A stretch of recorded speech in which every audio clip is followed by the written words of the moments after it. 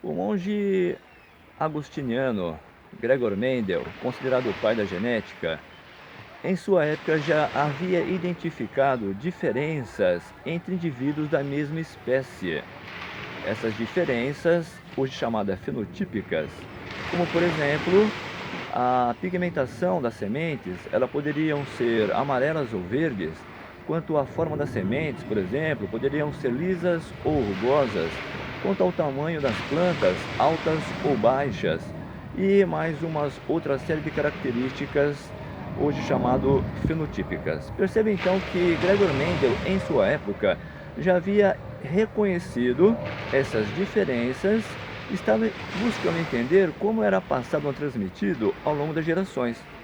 Muito tempo depois é que foi cunhado o termo pelo evolucionista Robert Charles Darwin, variação ou variabilidade biológica, que significa diferenças observadas entre indivíduos de uma mesma espécie.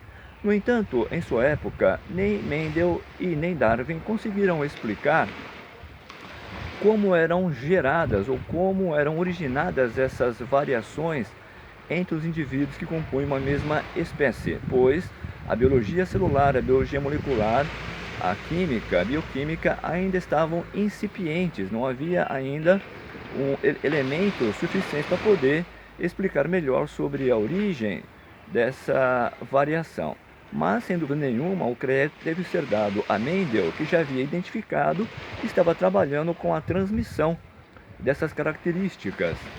Se talvez Darwin tivesse lido um pouco mais atento os, os manuscritos de Gregor Mendel, tivesse ele, Darwin, conseguido satisfatoriamente explicar os elementos da sua tese sobre a evolução dos seres vivos, a transformação dos seres vivos pela seleção natural.